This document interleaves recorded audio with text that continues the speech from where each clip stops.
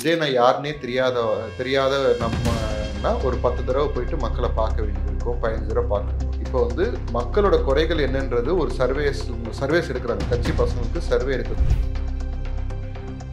அப்போ யாருமே நம்ம பிரச்சாரமே பண்ண வேண்டாமே, எல்லாரும் வீட்டில் உட்காந்துக்கிட்டு அவங்க மைக்க பிடிச்சிக்கணும்னு பேசிடலாம்ல. ரீல்ஸ் போட்டு போயிடலாமே, அரசியல் கட்சி தலைவர்கள் அப்படியே ரீல்ஸ் போட்டு போயிடலாமே. ஏன் இவங்கெல்லாம் போய் அந்த காலமும் வரும். நான் மக்கள்கிட்ட இருந்து கொஞ்சம் தள்ளி தான் இருப்பேன், ஏன்னா நான் நடிகன், எனக்கு ஃபேம் இருக்கு, என் முகத்தை பார்த்து எனக்கு ஓட்டு போட்டுருவாங்க அப்படின்ற நினைப்பு வந்துட்டு சரியா. ஏன்னா எம்ஜிஆர் எடுத்துக்கிட்டீங்க அப்படின்னா எவ்வளோ நாள் கட்சியில் திமுக கூட டிராவல் பண்ணினாரு, எந்த அளவுக்கு அவர் முன்னெடுத்தார், அதுக்கப்புறமா அரசியலில் வந்து பண்ணார் அப்படின்றது தெரியும். முன் அனுபவமே இல்லை. நான் இல்லை, நான் கண்டுக்கிறேன். ஓகேங்களா, நீங்க மாத்திக்க ட்ரை பண்ணுங்க. ஓ, நடிகர் அப்படின்னு சொல்றது வந்துட்டு உங்களுக்கு அப்படி ஃபீல் ஆகுது. அவர் லைன் மாதிரி வந்துட்டார், பொலிட்டிஷியனா இருக்காருங்க. இப்போ ஒரு பொலிட்டிஷியன் இன்னமும் நீங்க அட்லீஸ்ட் ஆக்டர் டர்ன் பொலிட்டிஷியன் சொன்னா கூட ஒரு நியாயம் இருக்கு. அது தடவை இன்ட்ரோடியூஸ் பண்ணணும், ஒவ்வொரு தடவையும் சொல்லும் போது திருப்பி சொல்றதுனால அது என்ன, அதனால அவர் சிரமப்பட்டு போறாரு கிடையாது. சொல்ற நீங்க தான் சிரமப்படுவீங்க. டிவில வந்து ஒரு நடிகராக இருந்து அரசியலுக்கு இல்லையா, அப்புறம் நடிகராக இருந்தா அரசியல் தான் இருக்காரு. இப்போ 2 வருஷமா அரசியல் தானே இருக்காரு, படம்லாம் நடிச்சு முடிச்சுட்டார்ல. அதாவது மற்ற மீடியாஸ் செட் பண்ற நரேட்டிவ்ஸ்ல திமுக காரங்க இப்ப செட் பண்ண நரேட்டிவ்ஸ்ல நீங்க ஈல்ட் ஆகாதீங்கன்ற. இதுல இப்ப சமீபத்துல சீமான் அவர்கள் வந்துட்டு ஒரு சொல்லியிருந்தாரு, அவர் வந்துட்டு திமுக வந்து எங்களோட கொள்கை எதிரி பிஜேபி, அரசியல் எதிரி டிஎம்கேன்னு சொல்லிட்டோம். போதும், அவரை பத்தி பேசுவேன். திரள் நிதி வாங்கி மாசம் 2 லட்ச ரூபா வீட்டு வாடகை கொடுக்குறவர்கிட்ட நாங்க பதில் சொன்னோன்ற அவசியம் கிடையாது. இன்னொன்று 5 வருஷம் எக்ஸ்ட்ரா கொள்ளடிச்சுலான்றது எவ்வளவு கொள்ளடிச்சாலும் அவங்களுக்கு அந்த தீர்ல பாருங்களேன் ஒரு இதே விஷயம் விஜய் நாக்கிட்ட இதெல்லாம் சொல்லுவாங்க, இவங்க புதுசா வந்தா மட்டும் என்ன பண்ணிட போறாங்க, இவங்க அதே தான் பண்ணுவாங்க கிடையாதுன்னு. இப்போ 3வது அணி அப்படிங்கிறது தமிழ்நாட்டு அரசியலுக்கு செட் ஆகுமா, ஒத்து வரும் அப்படின்னு நினைக்கிறீங்களா? ஏன் கேட்கிறேன் அப்படின்னா 3வது அணியாக இன்றைக்கு வந்து விஜய் அவர்கள் வந்து முன்னிறுத்தப்படுகிறார் அப்படின்னு. அதிமுக 3வது அணி யார் சொல்லுங்க? விஜய் என்ன 3வது அணி? விஜய் நான் எங்கேயா சொன்னாரு?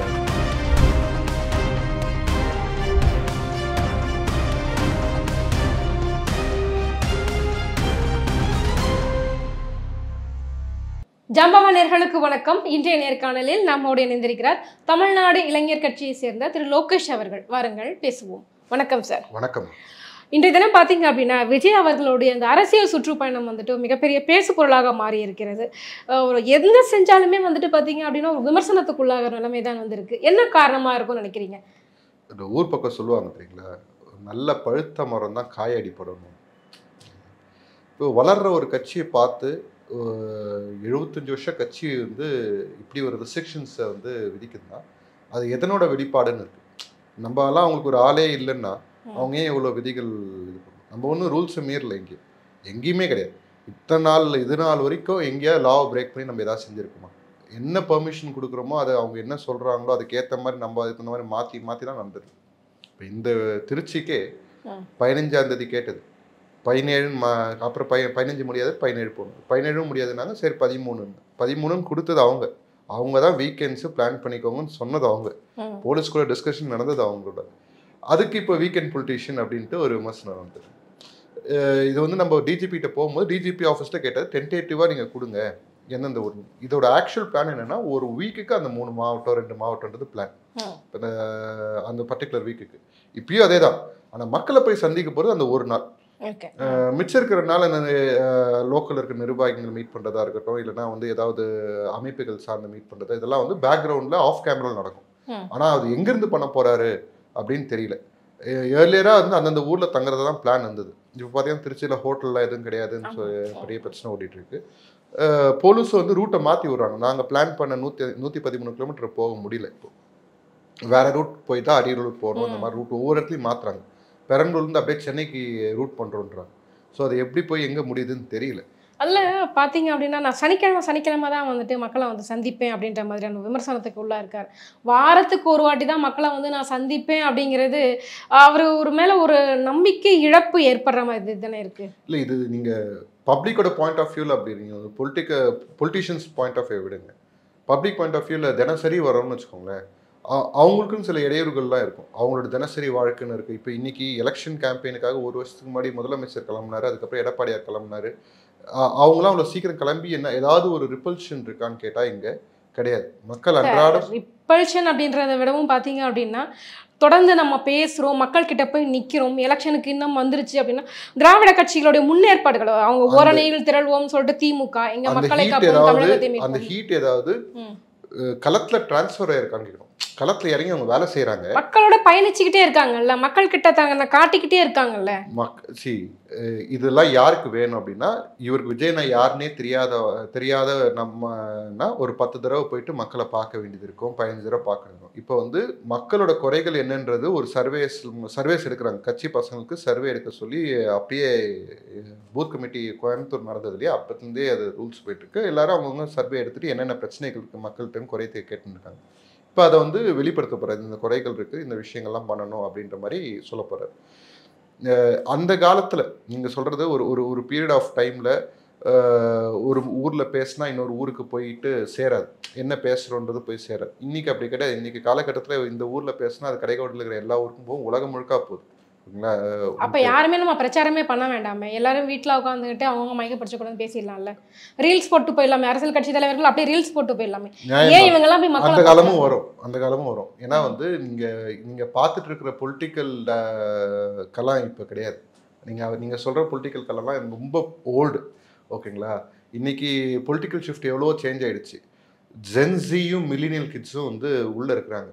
ஓகேங்களா, இந்த நாள் வரைக்கும் மில்லினியல் பீப்புள் ரொம்ப மியர் பீப்புள் தான் பொலிட்டிக்ஸ்குள்ளே வந்தாங்க. அவங்க வீட்டில் மில்லினியல் நான் சொல்கிறது 80லேருந்து 95 பிறந்தவங்க வந்து அவங்க வீட்டிலலாம் வந்து அரசியலுக்கு போகிறேன்னு சொன்னால் ஒத்துப்பாங்களா யாராவது? ஜென்ரல் இன்னைக்கு விஜயனா வந்ததுக்கப்புறம் வெளியே இருக்கிறவங்களும் உள்ளே வந்திருக்காங்க.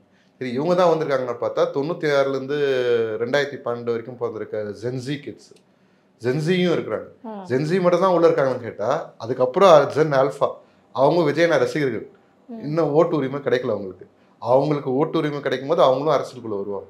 இப்போ என்னன்னா, ஒரு புது ஜென்ரேஷன் ஆஃப் பீப்புள் உள்ளவர் கொண்டு வரும்போது ஏற்கனவே இருக்கிற பொலிட்டிக்கல் கிரவுண்ட் வந்து நிறைய ஷிஃப்ட் ஆகும். இங்கே வந்து நீங்கள் பழைய ரூல்ஸ் படி தான் விளையாடணும்ட்டு இங்கே எந்த ரூல்ஸுமே கிடையாது. அப்படி இருந்திருந்தா அப்பயே அம்பேத்கரை வரையறைச்சிருப்பார் இல்லையா, இந்த ரூல்ஸ் தான் பண்ணணும் நீங்கள் அப்படின்ட்டு. கவர்மெண்ட்ல பிரச்சாரம் பண்ணணும், பிரச்சாரம் பண்ணுறதுக்கு நம்ம பெர்மிஷன் கேட்குறோம். பிரச்சாரன்றது மக்களை போய் சந்திக்கிறது, அதில் மாற்று கருத்து இல்லை. நம்ம கருத்தை போய் மக்கள்கிட்ட சேர்க்கறது. அது எந்த வழியில் போய் சேர்க்குறோன்ட்டு எங்கேயுமே ஒரு ஃப்ரேம் ஒர்க் கிடையாது. திமுகவில் ஒரு ஃப்ரேம் ஒர்க் உருவாக்கி அவங்க செயல்படுத்துறாங்க. அதுலேருந்து பிரிஞ்சு போன அதிமுகவட்டும், அதுலேருந்து அங்கேருந்து பிரிஞ்சு போன விஷயங்கள் அதை வந்து அவங்க ஃபாலோ பண்ணுறாங்கன்னா அதே நம்மளும் ஃபாலோ பண்ணணும் அப்படின்ற எந்த ஒரு ஸ்ட்ரிக்டான ரூல்ஸுமே எங்கேயுமே கிடையாது. நம்ம இன்ஃபர்மேஷன் மக்கள்கிட்ட போய் சேர்க்கணும், நம்ம பிரச்சாரத்தை மக்கள்கிட்ட கொண்டு போய் சேர்க்கணும். அது அஜெண்டா, அது நடக்கும். இதில் என்ன ஒரு விஷயம் அப்படின்னா, நீங்கள் சொன்னீங்க மில்லேனியம் மக்கள் சொன்னீங்க, ஜென்ஸி, ஜென் ஆல்ஃபா இதெல்லாமே சொன்னீங்க. எல்லாமே ஒரு பக்கமே இருந்தாலுமே கூட கள ஆய்வு, களத்தில் நான் எப்படி நிற்கிறேன் அப்படிங்கிறத பொறுத்து தான் இருக்குது. ஒரு கடைக்கோடி தொண்டனாகவே இருந்தாலும் தலைவன் என்னை வந்து பார்க்கணும் அப்படிங்கிறது தான் யாராக இருந்தாலுமே அவ ஒரு நினைப்பாகத்தான் இருக்கும். அப்படின்னும் போது நான் மக்கள்கிட்ட இருந்து கொஞ்சம் தள்ளி தான் இருப்பேன். ஏன்னா நான் நடிகன், எனக்கு ஃபேம் இருக்கு, என் முகத்தை பார்த்து எனக்கு ஓட்டு போட்டுருவாங்க அப்படின்ற நினைப்பு வந்துட்டு சரியா. ஏன்னா எம்ஜிஆர் எடுத்துக்கிட்டீங்க அப்படின்னா எவ்வளோ நாள் கட்சியில் திமுக கூட டிராவல் பண்ணினாரு, எந்த அளவுக்கு அவர் முன்னெடுத்தார், அதுக்கப்புறமா அரசியலில் வந்து பண்ணார் அப்படின்றது தெரியும். எந்த ஒரு முன் அனுபவமே இல்லை. பிறந்திருந்தீங்களா? நான் இல்லை இல்லை, எல்லாம் கட்டுக்கதை.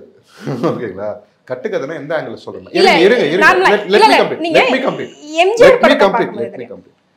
கட்டுக்கதை நான் எந்த ஆங்கிள் சொல்றேன்னா, வரலாறு யார் எழுதுவாங்க? ஜெயிச்சவங்க எழுதுவாங்க.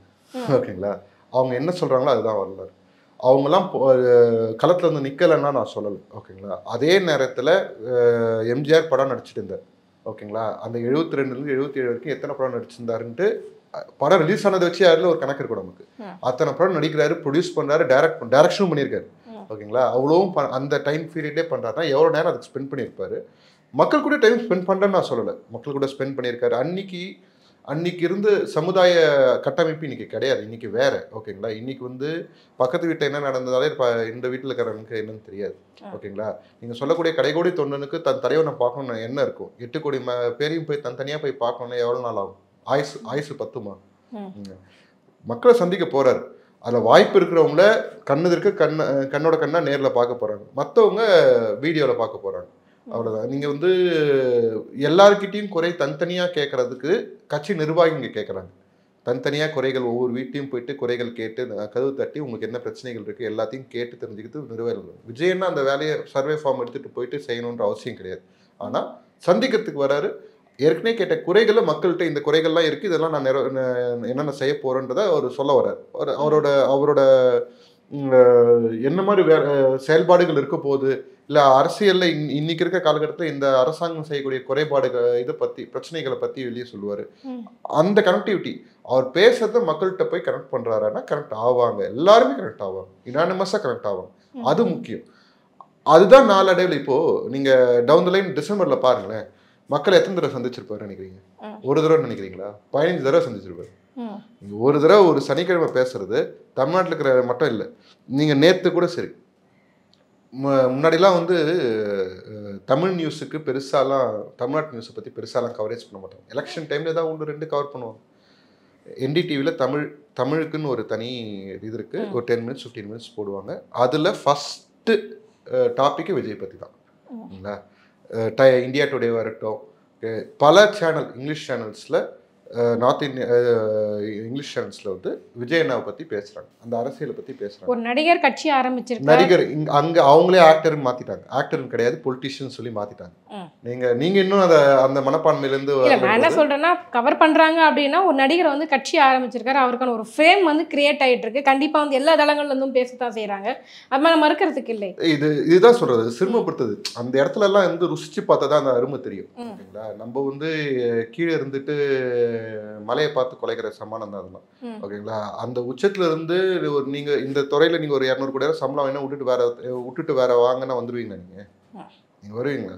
ஒரு உங்க துறையில நீங்க உச்சத்துல இருக்கும்போது அது யாருக்கான தோணாது ஜி, சரிங்களா? தோணாது.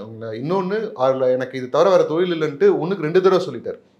இதுக்கப்புறம் போய் சினிமால போய் நின்றா மக்கள் சும்மா ஏத்துப்பாங்களா? பிராக்டிக்கலா பேசும். அவர் ஏத்துக்கிற மைண்ட் செட்லயும் இல்லை.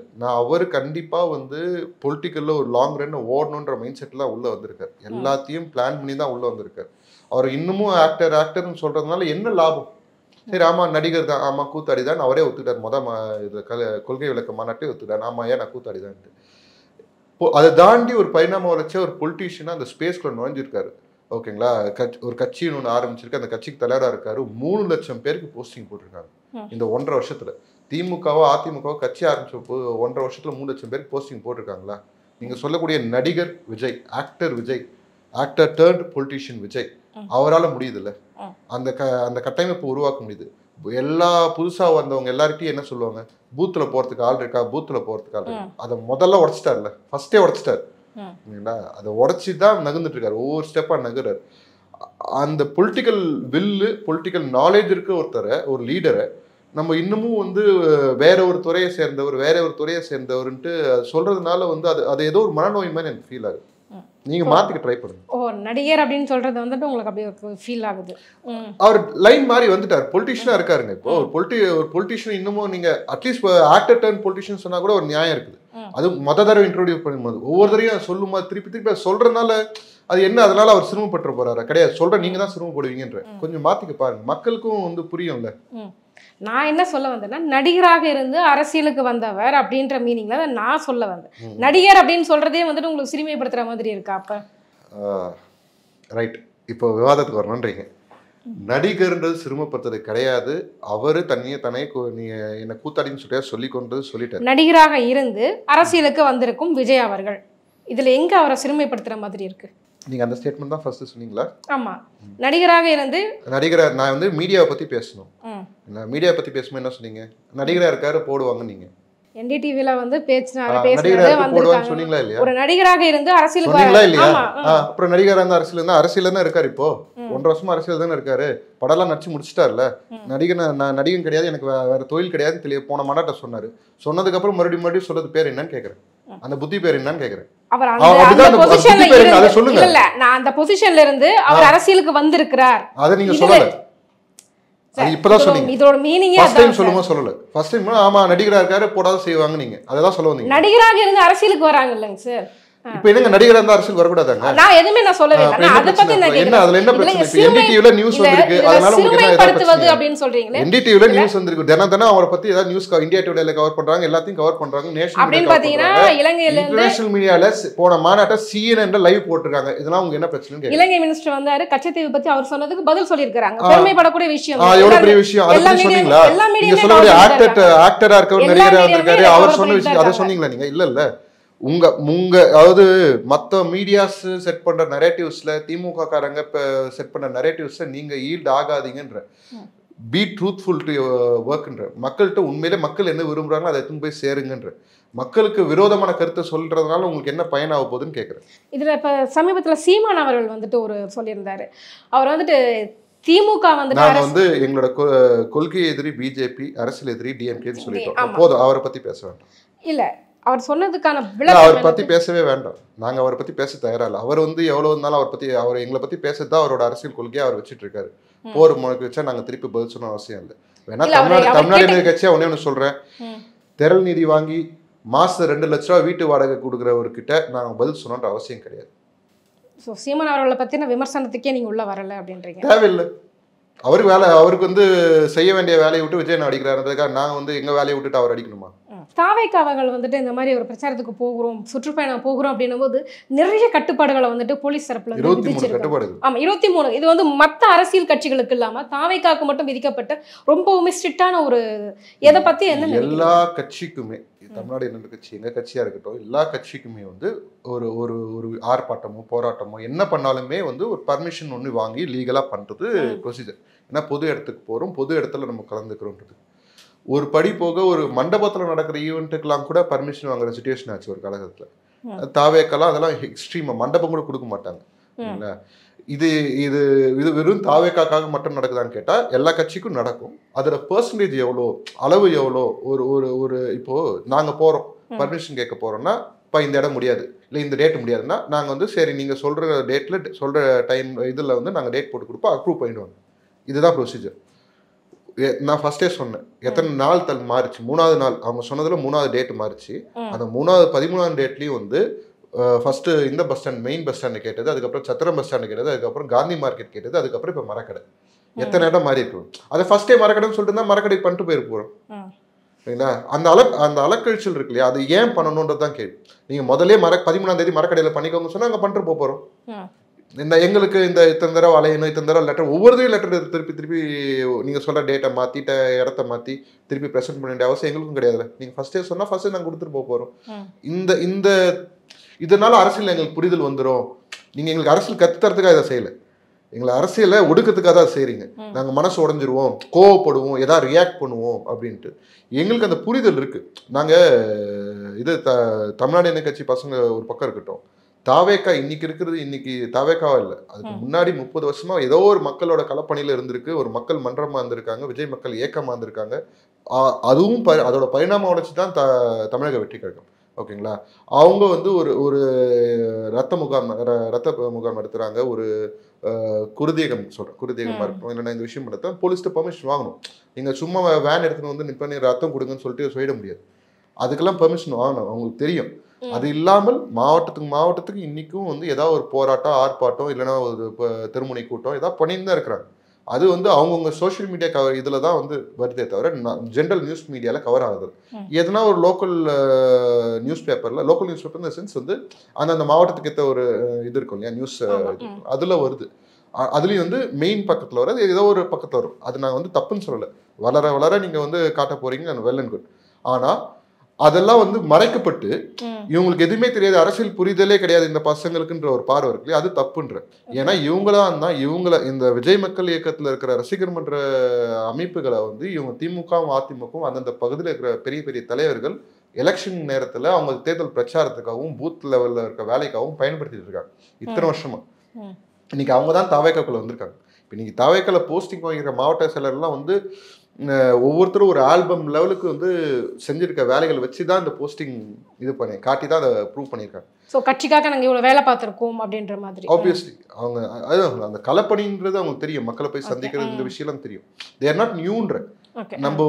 நம்ம கண்ணில் இப்பதான் படுறாங்கன்றதுனால அவங்களுக்கு எதுவுமே தெரியாதுன்ற அர்த்தம் கிடையாது. இப்போ எங்க இப்போ என்ன எத்தனையோ பேர் புதுசா பாக்குறாங்க. இப்போ நான் யாரும் தெரியாது. நான் 2015 அரசியல் நேரடியா இருக்கேன். ஓகேங்களா? அதுக்கு முன்னாடி வந்து இந்த எல்லாருக்கும் போல இருக்கிற மனசு நேரடியாக அரசியல் 10 வருஷம் ஆச்சு. ஒரு டிகேட் கிராஸ் பண்றேன். அப்போ என்னோட அரசியல் புரிதல் என்னன்னு நான் சொல்லும் போது தான் தெரியும். புதுசா பார்க்கணும் யாரும் அவங்க புதுசா இருக்கிறாங்கன்னா அப்படிதான் இருக்கும் எல்லாரோட பார்வை. நான் அப்படி புதுசா வரவங்க ஒரு மாற்றத்துன்னு சொல்றத ஒரு தீர்வு நோக்கி வரவங்கள நம்ம வந்து திமுகவோட ஒரு அஜெண்டாக்காக நம்ம எல்லாருமே ஈல்டாயிடுறோமோ அப்படின்னு இருக்கு. ஏன்னா மீடியா அவங்க கையில இருக்கு, எல்லா நரேஷனும் அவங்க தான் செட் பண்றாங்க. இப்பெல்லாம் முடியாது, இன்னொரு 5 வருஷம் ஆகட்டுப்பா. யார் சொல்றது இன்னொரு 5 வருஷத்துக்கு இவங்க கொள்ளடிக்கிறதுக்கா? அந்த நரேஷன் எதுக்கு நடக்குது? இந்த 5 வருஷத்துல இவங்களை வீக்கெண்ட் பண்ணிடலான்றது ஒண்ணு, தாவேக்கா வீக்கெண்ட் பண்ணிடலான்றது ஒண்ணு, இன்னும் 5 வருஷம் எக்ஸ்ட்ரா கொள்ளடிச்சிக்கலான்றது இன்னொன்று. எவ்வளவு கொள்ளடிச்சாலும் அவங்களுக்கு அந்த தீர்ல பாருங்களேன். அந்த ஒரு இதே விஷயம் விஜய் நான் கிட்ட எல்லாம் சொல்லுவாங்க, இவங்க புதுசா வந்தா மட்டும் என்ன பண்ணிட போறாங்க, இவங்க அதே தான் பண்ண போறாங்க. கிடையாதுன்ற. ஏன்னா பணத்தோட ருசி தெரியாது. அதாவது எல்லாத்தையும் பார்த்துட்டு ஒரு லெவலுக்கு போய் எல்லாத்தையும் பார்த்ததுக்கு அப்புறம் உங்களுக்கு அந்த பற்று இருக்காது. ஓகேங்களா? இப்போ நான் என்னோட இதுலையுமே வந்து நான் ஆரம்பத்தில் பிஸ்னஸ் பண்ணியிருந்த காலத்தில் சம்பாதிச்ச பணத்தை மொத்தத்தையும் செலவு பண்ணேன். லிட்டரலாக அழிச்சேன். அழிச்சது எனக்கு அதுலலாம் எனக்கு என்ன பொருள் கிடச்சுன்னா பணத்தோட பற்றே இல்லை. எல்லா வாழ்க்கையும் வாழ்ந்தாச்சு, ஸ்டார் ஹோட்டல் வாழ்க்கையும் வாழ்ந்தாச்சு, குடிசையிலையும் வாழ்ந்தாச்சு. நமக்கு வந்து எப்படி இருந்தாலும் நம்மளால சர்வை பண்ணிக்க முடியுன்ற ஒரு லைஃப் ஸ்பேன். அது எனக்கே எப்படின்னா என் ரேஞ்சுக்கே எப்படின்னா லட்சங்களை சம்பாதிச்ச எனக்கே அப்படின்னா பல ஆயிரம் கோடி வச்சிருக்க அவருக்கு எப்படி இருக்கும்? என்னால் அந்த உணரை கனெக்ட் பண்ணிக்க முடியும். அதனால சொன்னேன். இப்போ இன்னொன்று வந்து தமிழ்நாட்டில் தேர்தல் இதில் வந்து ஒரு தொகுதிக்கு 40 லட்சம் செலவு பண்ணால் தேர்தல் ஆணையம் சொல்லுது. 28 லட்சம் இருந்தது, இப்போ 40 லட்சம் மாறிச்சு. இப்போ திமுக அதிமுகலாம் வந்து 40 லட்சமா செலவு பண்ண போறாங்க. திமுகலாம் குறைஞ்சது 40 கோடி ரூபாய் கம்மி ஒரு தொகுதி செலவு பண்ணுவோம். இது சாதாரண தொகுதிக்கு. ஸ்டார் தொகுதிலாம் போனால் 100 கோடி ரூபா. நான் இன்னும் சின்ன அமௌண்ட் மாதிரி அசால்ட்டாக சொல்கிறேன்ல, அவங்க அசால்ட்டாக தான் செலவு பண்ணுறாங்க. ஆனால் தாவேக்கள் அதெல்லாம் எதிர்பார்க்காது. மக்கள்கிட்ட பணம் கொடுக்க கூடாது, கொடுக்க வேணான்றதை அவர் சொல்லிட்டாரு. மக்கள்கிட்ட பணம் கொடுத்து ஓட்டு போடுற ஐடியாவே கிடையாது. டெஃபினட்டா கிடையாது. அது கொடுத்தாதானங்க நீங்க இதெல்லாம் செய்யணும். நான் சொல்றேன், இங்க ஊழல் பண்ணணுன்ற எண்ணத்தோட நம்ம வரல. ஊழலை கட்டுப்படுத்த முடியுமான்னு கேட்டா அது கொஞ்சம் கஷ்டம் தான், பண்ணுவோம் அப்படின்னு தான் சொல்லியிருக்காரு. நான் வந்த உடனே மொத்தத்தையும் வைப் அவுட் போட்டு எல்லாரும் ஜெயில தூக்கி போட்டுருன்னு சொல்லல. அவர் ரியாலிட்டியா பேசுவோம். அவரும் ரியாலிட்டியானால தான் அது தெளிவாக தான் இருக்காரு. நான் கொடுக்க மாட்டேன், கொடுக்குறேன்னு தடுக்க முடியுமான்னு கேட்டா ட்ரை பண்ணுவோம் தான் சொல்றாரு. நான் அதை நிப்பாட்டுருவோம், வைப் அவுட் பண்ணிடுவோம்லாம் அவர் சொல்லலை, எங்கேயுமே அந்த மாதிரி சொல்லலை. ஸோ அந்த ஒரு ப்ராக்டிக்கல் மைண்ட் செட்டோட வராது. ஒரு மேஜராக நான் ஏற்கனவே சொன்ன அந்த மில்லியன் இவங்களும் ஒரு மேஜர் பாப்புலேஷன், ஓட்டு போட போகிற பாப்புலேஷன். இப்போ வந்து எல்லாருக்கும் திமுகக்கும் அதிமுக இருக்கிற கோர் ஓட் பேங்க் எவ்வளோ 20% தான். அந்த 20% விஜய் நாயிட்டா இருக்கு. இது வந்து யுனானிமஸாக எல்லாரும் சொல்லக்கூடியது. நாங்கள் மட்டும் சொல்லலை, எதிர்க்கிறவங்களும் சொல்றது. அப்போ வந்து எல்லாரும் ஒரே பேஸ்ல தான் இருக்கு. இதுக்கப்புறம் இருக்க பிரச்சாரம், அந்த பிரச்சாரத்துல எத்தனை % ஓட்டு இன்க்ரீஸ் ஆகுது, கூட்டணிகள் ஏதாவது வருதா, அந்த கூட்டணிகளுக்கு எந்த மாதிரி ஒரு டிடிவிக்கு கூட ஒரு சூசகமா ஒரு விஷயம் ஒண்ணு சொல்லியிருக்கிறாரு. ஆமா, விஜய் கூட கூட்டணி வச்சா என்ன தப்பு அப்படின்ற மாதிரி பேசிக்கிட்டு இருக்காங்களா? அந்த மாதிரி புதுசா ஒரு பொலிட்டிக்கல் பார்ட்டி உள்ள வரும்போது எல்லா பொலிட்டிக்கல் பார்ட்டிஸுமே வந்து அவங்கள காட்டி பேரம் பேசிக்கிறதுக்கு பயன்படுமா அப்படின்னு பார்ப்பாங்க. நாளைக்கு டிடிவி அவரோ ஓபிஎஸ் அவரோ வந்தாங்கன்னா நாங்கள் வேணான்னு சொல்ல போறது இல்லை. ஆனால் விஜயனா வந்து என்ன முடிவு எடுக்க போறாருன்னு தெரியல. இப்போ டிடிவி அவருக்கும் ஓபிஎஸ் அவருக்கும் பேக்கேஜ் இருக்கான்னு கேட்டால் பேக்கேஜ் இருக்கு. ஓகேங்களா? அதில் மாற்று கருத்தே கிடையாது. அவங்க வந்து சுத்தமானவங்க சொல்லலாம். ஆனால் யார் தலைமையில் உள்ள வராங்க, அதுக்கப்புறம் அவங்க வந்து அந்த அரசியல் இதில் என்ன பண்ண போறாங்க, ஒரு ஊழலே தான் மறுபடியும் இருக்க போறாங்களா இல்லை அதை ஃபேஸ் பண்ண போறாங்கன்றது அவங்களோட, அது விஜயனா வந்து எடுக்க போற முடிவு. ஸோ யார் கூட்டணிக்கு வந்தாலும் விஜய் அவர்களுடைய தலைமையில தான் வந்து கூட்டணி. டெஃபினட்டா அதுல வந்து மாற்று கருத்தே கிடையாது. எவ்வளவு பெரிய சீனியர்ஸ் வந்தாலும், ஒரு அதிமுகவே வந்தாலும் விஜய் அவர்களுடைய தலைமையில தான் கூட்டணி. நம்ம வந்து லிட்டரலா ஆக்சுவலா வந்து இப்போதான் அதை அறிவிச்சோம். ஒரு 2வது செயற்குழுல தான் அது வந்து அறிவிச்சோம். இந்த மாதிரி வந்து நம்ம கூட்டணி, நம்ம தலைமையில் தான் கூட்டணி, விஜயனை தான் முதலமைச்சிருக்காங்க. அது வரைக்கும் நம்ம அனௌன்ஸ் பண்ணலை. நம்ம டோர் ஓப்பன்ல வச்சிருந்தோம். நம்ம கூட்டணி ஆச்சுன்ற டோர் ஓப்பன்ல வச்சிருந்தோம். இவங்க வரணும், இன்னார் வரக்கூடாதுன்ற மைண்ட் செட் கிடையாது. இப்போ வரைக்கும் நிறைய பேர் வந்திருக்கிறாங்க. வந்தவங்க யாரையும் இன்னும் உள்ள சேர்க்கல. அதுதான் விஷயம். ஏன் அப்ரோச் பண்ணிட்டு தான் இருக்காங்க. ஓகே, நிறைய பேர் அப்ரோச் பண்றாங்க. இன்னைக்கும் அப்ரோச் பண்ணிட்டு தான் இருக்கிறாங்க. வெயிட் எல்லா பெரிய கட்சியில இருக்கிற அதாவது ஓரளவுக்கு, அதாவது ஒதுக்கப்பட்ட தலைவர்னா இந்த சென்ஸ் வந்து அவங்க ஊழல் பிரச்சாரத்துக்குள்ள உள்ள போகாத சில பேர் இருப்பாங்க இல்லையா, அவங்க எல்லாம் வெளியே தான் தனியா நிற்பாங்க. அவங்க எல்லாம் வந்து ட்ரை பண்ணியிருக்காங்க. இப்போ அவங்களுக்குலாம் அரசியல் புரிதல் இல்லைன்னு கிடையாது. அரசியல் புரிதல் இல்லைன்னா அவங்க ஏன் திருப்பி அரசியலுக்குள்ள வராங்க? அப்படியே ரிட்டையர் ஆகிட்டு போக வேண்டியது தானே. ரிட்டையர் ஆகிட்டு போகல, அவங்க திருப்பி அரசியலுக்குள்ள தான் வரத்துக்கு அரசியல தான் இருக்கிறாங்க. அவங்களாம் அப்ரோச் பண்றாங்க. அவங்க மேல இருக்க கிளியர் சிட் இருக்கா இல்லையா. இப்போ ஒரு 2 மாசத்துக்கு முன்னாடி ஒரு 3 எம்எல்ஏ சேர்ந்துருப்பாங்க, எக்ஸ்எம்எல்ஏ. இப்போ அவங்க மேல க்ளீன் சிட் இருக்குன்றத பார்த்துட்டு உள்ள போனா அந்த மாதிரி ஊழல் கரைப்படியாதவர்களை தான் வந்து சேர்த்துக்கிட்டு இருக்கீங்க. கண்டிப்பா அது நம்ம பில் பண்ணி தான் ஆகும். ஓகே. இதில் இன்னொரு விஷயம், இதை திருமாவளவன் அவர்கள் வந்துட்டு சமீபத்தில் ஒரு ஸ்டேட்மெண்ட் வந்து ஒன்று கொடுத்திருந்தார். நான் திமுக கூட இருக்கிறதுக்கு காரணம் வந்துட்டு அவருடைய கொள்கை தான் வந்து ஒரு முக்கியமான காரணமாக இருக்குது. ஒடுக்கப்பட்ட மக்களுக்காக, பட்டியலின மக்களுக்காக குரல் கொடுக்கக்கூடிய ஒரே கட்சி திமுக. நான் அதனால தான் வந்துட்டு அவங்க கட்சியில் இருக்கேன், அவங்க கூட்டணியில் இருக்கேன், நான் 2 சீட்டுக்காக மட்டும் அவங்க கூட்டணியில் இல்லை அப்படின்ட்டு ஒரு காட்டமாக ஒரு ஸ்டேட்மெண்ட் வந்து கொடுத்துருந்தார். இந்த ஸ்டேட்மெண்ட் பற்றி நீங்கள் என்ன நினைக்கிறீங்க சார்? இல்லை, அவரை எல்லாருமே ஏன் விமர்சிக்கிறாங்கன்றதை அவர் கொஞ்சம் வந்து பாக்ஸ் விட்டு வெளியே வந்து யோசிக்கணுன்ற, உள்ளே இருந்து யோசிக்கிறாங்க மேபி அப்படி படுதுன்னு நினைக்கிறேன். இது அவருக்கு ஒரு வேக்கப் காலாக இருந்துச்சுன்னா சந்தோஷம். கடந்த காலங்கள் வரலாறு கவனிச்சு பார்த்தீங்கன்னா அவங்க சொல்லக்கூடியது என்னன்னா வந்து தலித் மக்களுக்கு எங்களை தவிர வேற யாரும் குரல் கொடுக்கறதே கிடையாது, ஏன் நீங்கள் கொடுங்கன்றது. அப்படி யாராவது வந்து கொடுக்குறாங்கன்னா அவங்க இப்போ டிஃபெண்டிங் போய் அடிக்கிறது யாருன்னு கேட்குறது. வேங்க வேலை பற்றி யாராவது ஒருத்தவங்க வந்து பேசுனாங்கன்னா உடனே சண்டைக்கு வந்து நிற்க, திமுக சப்போர்ட்டாக சண்டைக்கு வந்து நிற்கிறது யாரு? இதே திருமானந்தும் அவங்களோட சகாக்களும் தான். இப்போது தலித்துகளுக்கு உங்களை தவிர வேற யாருமே குரல் கொடுக்கலன்ற ஒரு பிம்பத்தை நீங்கள் சைட் பை சைட் கிரியேட் பண்ணுறீங்க. குரல் கொடுக்க கூடாதுன்றது உருவாக்குறீங்க, நீங்கள் தான் அதை உருவாக்குறது. இதெல்லாம் செஞ்சுட்டு சேர்ந்திருக்க இடத்துல இருந்து உங்களுக்கு கொள்கைக்காக சேர்ந்திருக்குன்னு சொல்றீங்க. உண்மையிலே கொள்கைக்காக சேர்ந்திருந்தா ஒரு ஆணவ கொலைக்கு ஒரு தடுப்பு சட்டத்தை கொண்டு வந்திருக்க முடியாதா? ட்ரை பண்ணியிருக்கலாம்ல, ஓகேங்களா? பண்ணலன்னு நான் சொல்லலை. எவ்வளோ என்ன ஃபோர்ஸ் கொடுத்துருக்காரு, அதுக்குன்னு எவ்வளோ மெனக்கெட்டு இருக்காருன்னு இருக்கு. சும்மா போகிற போக்கில் தலைவரை பார்க்கும்போது ஒரு லெட்டர் கொடுத்துட்டு வர்றது விஷயம் கிடையாது. உண்மையிலே அது வரணும்னு முடிவு பண்ணியிருந்தாங்கன்னா அவங்க வர வச்சிருக்கலாம், அவரோட ஸ்டேச்சருக்கு கண்டிப்பாக வர வச்சிருக்கலாம். வேங்கை வயல் பிரச்சனையாக இருக்கட்டும், இன்னும் பல இடத்துல ஒரு இடத்துல ஊரே எரிச்சாங்க கொஞ்ச நாளுக்கு முன்னாடி தெரிஞ்சு. இந்த மாதிரி விஷயங்கள்ல அவர் வந்து அவர் கையை கட்டி போட்டிருக்கு. அங்கே போயிட்டு துக்கம் விசாரிக்கிறார். அதே சமயம் அதை பற்றி யாராவது தப்பாக சொன்னாங்கன்னா டிஎம்கேக்கு டிஃபெண்டும் பண்ணி ஆகணும். இந்த மாதிரி ஒரு நிலைக்கும் போது அவரோட சொந்த வாக்கு வங்கியே எவ்வளவோ கரைஞ்சி போச்சு. ஏன் நடுவில் விஜயனா வந்து அவ்வளோ எதிர்த்து பேசினாருன்னா அவங்க கட்சியில் இருக்கிற ஓட் பேங்க் எல்லாம் விஜயனா பார்த்து நகர ஆரம்பிச்சிச்சு. அந்த ரிப்போர்ட்லாம் அவங்களுக்கு வரதான் செய்யும். ஆளுங்கட்சியிலேருந்து எதை கொடுக்குறாங்களோ அதெல்லாம் கொடுத்துட்டு கொம்பு சீவி விட்டு வேலை பார்க்குறாங்க. கொஞ்சம் திரும்ப வந்து கொஞ்சம் வெளியே வந்து யோசிக்கும், உள்ளே இருந்து யோசிக்கிறனால மேபி அந்த அவரோட எண்ணம் வந்து ஒரு குறிக்கோள் எனக்கு புரியுது. இப்போ வந்து கடந்த அதாவது நேஷனல் பாலிடிக்ஸ் நோக்கி அவர் நகர ஆரம்பிச்சார்.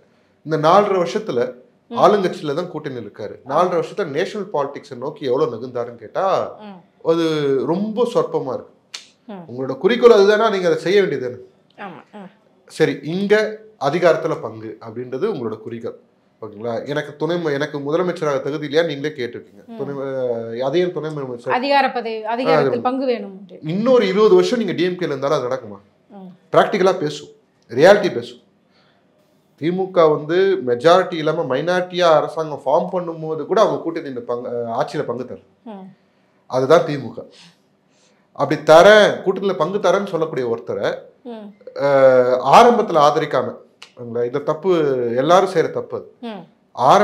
உள்ள விஜயனா வரும்போது ஒரு ஃபோர்ஸ் இருக்கு இல்லையா, அந்த ஃபோர்ஸை கல்டிவேட் பண்ணிக்கணும் ப்ராப்பரா. அதை அப்போ விட்டுட்டு இவர் விஜயகாந்த் அண்ணா பண்ண மாதிரியே தான் ஏடிஎம்கே கூட போய் கூட்டணி சேர்ந்து வெளியே வந்ததுக்கு அப்புறம் போய் கூட்டணி சேர்ந்ததுல பிரயோஜனம் இல்லை. அதுக்கு ஆரம்பத்தில் ஏடிஎம்கே கூட கூட்டணி சேர்த்துக்கு முன்னாடி அவங்க கூட்டணி எல்லாரும் சேர்ந்து இருந்தாங்கன்னா அவங்க வானது 2% இருந்திருக்காது, 20% ஆயிருக்கு, ஓகேங்களா? அது ஒரு பெரிய ஃபோர்ஸ் மூவ் ஆயிருக்கும். அவர் ஏடிஎம்கே கூட உள்ள போயிட்டு வெளியே வந்ததுக்கு அப்புறம் விஜயகாந்த் அண்ணா டிஎம்கே கூட போய் சேர்ந்துருந்தாங்கன்னா அவர் லைஃப் வேற மாதிரி திரும்பி இருக்கும், பொலிட்டிக்கல் ஷிஃப்ட் இருந்திருக்கும். இப்போ வாய்ப்புகளை விட்டதுக்கு அப்புறம் நீங்க ஒரு கூட்டணி, அது இப்ப என்ன சொல்லப்படுது, டிஎம்கே அந்த ஆட்சி ஆட்சிக்கு வரக்கூடாதுன்றதுக்காக தான் அந்த கூட்டணி ஃபார்ம் பண்ணப்படுதுன்ற ஒரு விமர்சனம், அந்த கரையும் அவர் மேலதான் இருக்கு. இன்னைக்கு அந்த தேர்தல் தோத்ததுக்கு அப்புறம் 19 இருக்கட்டும், 21 இருக்கட்டும், 24 இருக்கட்டும், இதெல்லாம் வந்து டிஎம்கே கூட வந்து ஃபேஸ் பண்ணிட்டு இருக்காங்க. அவரோட பர்சனல் தாட் என்ன, இந்த கூட்டணியை உருவாக்குனதே நான் தான் அப்படின்றது அவரோட எண்ணம். அதை நான் எப்படி பிரேக் பண்றதுன்றது அந்த மாதிரி ஒரு சிக்கல் இருக்காருன்னு நினைக்கிறேன். டிஎம்கே காரன் கேட்டு பாருங்க, அது ஸ்டாலினோட ராஜதந்திரம்னுவாங்க, ஓகேங்களா? ஸோ கொஞ்சம் அப்பப்போ பேலன்ஸ் செக் பண்ணணும், ரியாலிட்டியை செக் பண்ணணும். உண்மையிலே அவர் எதுக்காக அரசியலுக்கு வந்தாரோ அந்த கொள்கைகள்லாம் வந்து நடக்குதா? பின்வாங்கி விட்டார், அவருடைய கொள்கையில பின்வாங்கி விட்டாருன்னு சொல்லலை. நீங்க அதுக்குள்ளேயே இருக்கும்போது உங்களுக்கு ரியாலிட்டி தெரியாதுன்ற, கொஞ்சம் வெளியே வந்து பிரீத் பண்ணி பாருங்க அப்படின்றோம். தமிழ்நாட்டோட கள நிலவரம் பார்த்தீங்க அப்படின்னா திமுக அதிமுகன்னு சொல்லிட்டு 2 கட்சிகள் தான் வந்துட்டு ரொம்ப வலுவான ஒரு கட்சியாக இருக்கு. இதுக்கு முன்னாடி பார்த்தீங்க அப்படின்னா மக்கள் நல கூட்டணி அப்படின்னு சொல்லிட்டு கம்யூனிஸ்ட் கட்சிகள் அதிமுக தேமுதிக எல்லாமே சேர்ந்து வந்து ஆரம்பிச்சாங்க மக்கள் நல கூட்டணி. 3வது அணியாக உருவெடுத்தது. அப்போ அதை எங்கே இருக்குன்னு கூட தெரியல. ஸோ 3வது அணி அப்படிங்கிறது தமிழ்நாட்டு அரசியலுக்கு செட் ஆகுமா, ஒத்து வரும் அப்படின்னு நினைக்கிறீங்க? நான் ஏன் கேட்குறேன் அப்படின்னா 3வது அணியாக இன்றைக்கு வந்து விஜய் அவர்கள் வந்து முன்னிறுத்தப்படுகிறார் அப்படின்னு. யார் சொன்னது? அதிமுக யார் பாட்டுறாங்க 3வது அணின்னு யார் சொன்னது? விஜயன்னா 3வது அணின்னு விஜய் நான் எங்கேயா சொன்னாரா? விஜய் அவர்கள் சொல்ல இது அரசியல் களம் சார். இது அரசியல் களம் அப்படிதான் இருக்குல்ல. அதுதான் பெர்ஸ்பெக்டிவ்.